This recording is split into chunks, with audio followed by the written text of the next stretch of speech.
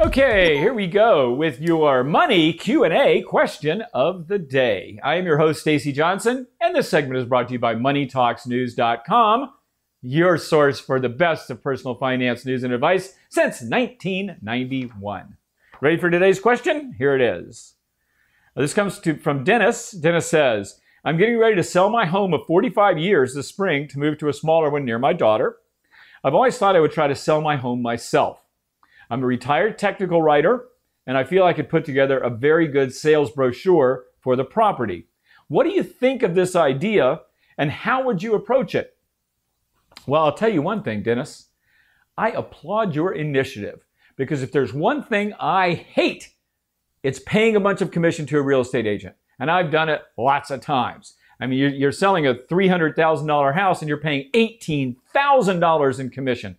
I think it's ridiculous. And I encourage you and anyone else out there to try to sell your own house. Now, I have not done this personally. I've read a lot about it.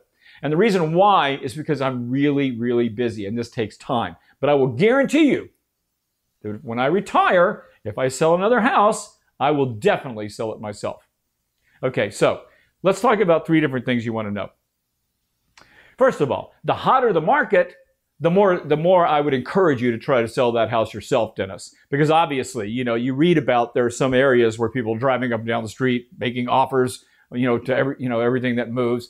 So if you're in a hot market like Seattle or San Francisco, I'd be more likely to try to sell it myself then because it's easier to sell. It's just that simple, right? Two, remember that when you do sell it yourself, you're probably going to be paying the buyer's agent. Now, remember the way a real estate transaction works, 6% is common, although you can theoretically negotiate it. But let's say 6% is your average commission for real estate. The seller's paying that 6%, and they're splitting it with the people who brought the buyer.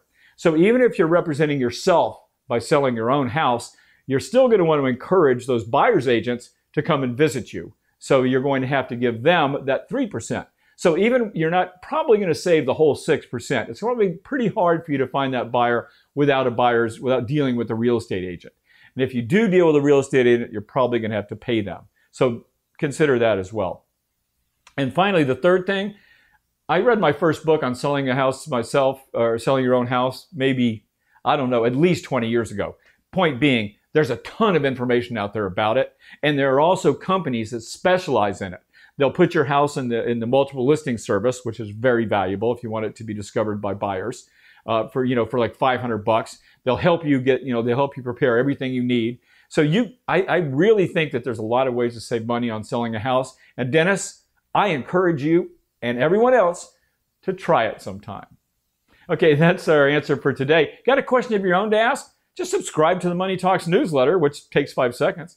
And then when you get it in your inbox, hit reply, ask your question. And if I have time, I will certainly try to answer it. I want you guys to have a super profitable day, and I'm going to see you right here next time.